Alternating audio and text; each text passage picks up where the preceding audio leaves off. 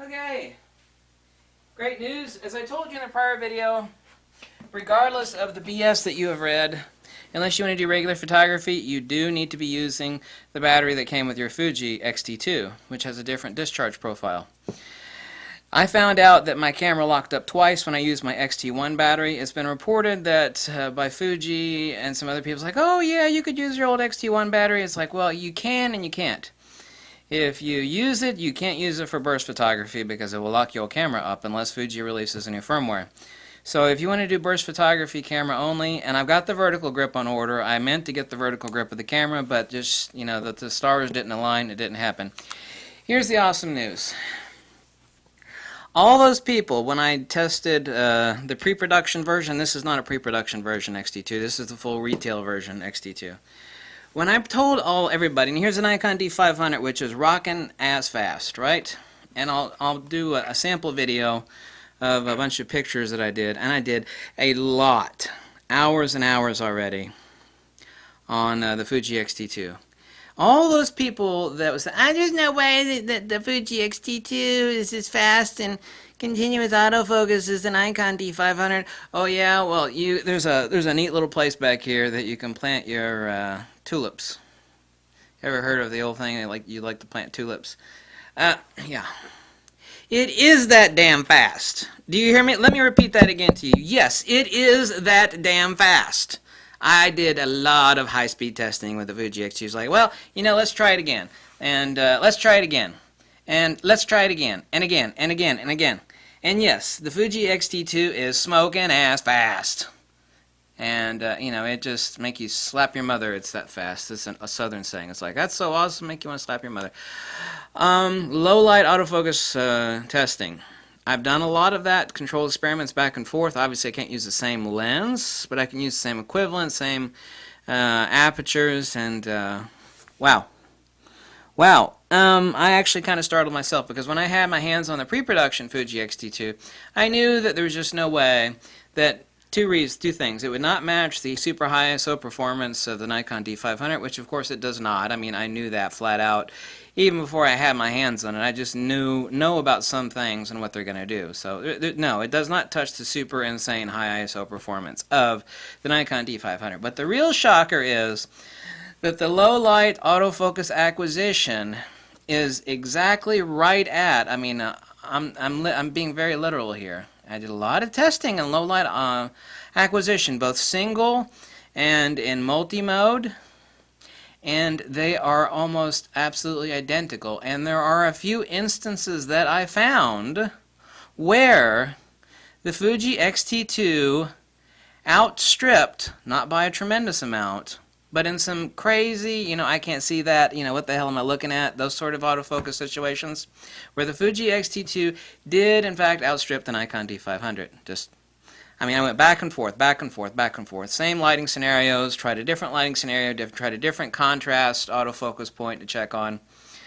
I would actually say that it is overall maybe 102, 103% of the low light autofocus acquisition that the Nikon D500 is. Okay, now what I have yet to try is to compare these, and that's on fixed subjects. What I have yet to try, and I will do that immediately after this video, on moving subject low light autofocus tracking. This should prove to be similar, but I don't know yet, so I will find that out immediately. So the summation of this video is that, and I had so many people comment to me, it's like, oh, no, he's blowing smoke up your butt. There's just no way this camera, like out in regular bright light, you know, like a car zipping around, meow, tracking stuff like that. No, honey doll. Listen up, girlfriend. Yes, the Fuji X-T2 is that damn fast. Everybody's like, no, you're full of crap. You're just like, you're a Fuji fanboy. Well, if I was a Fuji fanboy, you know what I would have not have posted? I would have not have posted the fact that this camera locked up twice, but it didn't lock up because it had a defect. It locked up because I was doing burst photography using the Fuji X-T1 battery, and that's something that Fuji did not tell you. This camera works fine with a Fuji X-T1 battery, but if you're going to try to do burst photography and like catch something zipping around the corner, there's an issue. And there may not be issue if you're only writing to one card. I was writing sequentially. I was doing backups on one lockup, and the other one I was writing RAW to card 1 and JPEGs to card 2. Either way, I was writing to both cards at the same time. And maybe in burst photography using the X-T1 battery, you could get away with writing to only one card in burst photography, but just screw it, eliminate out the middleman. I'm really good at diagnostic elimination, and the point is that regardless of what I've read from Fuji and other people, they're like, oh yeah, you could use both of these batteries. It's like, yeah, not really. Yes, but not really. Yeah, you're right, but no, not really. So the point is that only feed your Fuji X-T2 the new batteries with the suffix S on them, which is the NPW126S. S ought to stand for Superman, because those are the Superman batteries meant for the Superman camera, which is rocking and by the way, obviously this camera has a higher suckage profile. Yeah, I know that's not really a word. Higher suckage profile on the batteries than the X-T1.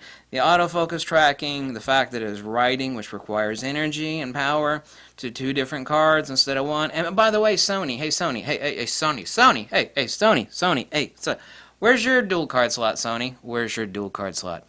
I see it right here in my Fuji. Oh yeah, there's card 1, there's card 2. Yeah, there it is. Okay, and also better 4K video. Yeah, yes indeedy. I've been beating this camera up around the gills, up and down, left and right, and will continue to do so. Let me know what else you want me to check. I'm going to be checking a lot of stuff. But the point is that all those folks that said, oh, there's no way that thing's tracking autofocus as fast as the D500. And the answer is, you're right, it's not. It's tracking it faster. Faster than the Nikon D500. Yes, it is.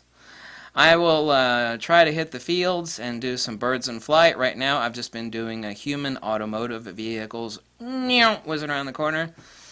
And, they're all in focus, honey doll. Honey doll, they are all in focus. Yes, they are. Yes, they are. Yes, it's tracking autofocus faster than the D500. No more lip about it. Do you have a Nikon D500 and a Fuji X-T2? Don't tell me what the hell is tracking faster in autofocus. I have both cameras right here. In fact, I have 2 of these. And also, I've got another one of these coming. And do you know what else? Do you know what else? Do you know what else? When I get the vertical grip, which I meant to get with this camera, but it just didn't pan out, I'm going to get it as soon as I can get it. It's going to be even faster still. Ah! Yes, it's going to be even faster than just the camera, because the Fuji X-T2's full capabilities are split up between the camera and the vertical grip. When you mate the two together, it was like that old cartoon commercial where, was it Wonder Twins Power or something, like these two people and they touched rings or something, and then something magical happens. I forget what cartoon that was. I didn't really watch cartoons that much growing up. It was like Wonder Twins of Power, and it's like, each one together was okay, but if they combined forces, then something. Anyway, that's what the Fuji X-T2. Unlike the Nikon D500 and other cameras that have their full capabilities, camera alone, adding a vertical grip is just adding a vertical grip. To get the full capabilities out of the Fuji X-T2, you have to have the vertical grip. And I would have had it, but I don't have it, but it's coming, and that's that, okay? Thanks if you like this video and drop me a buck or two.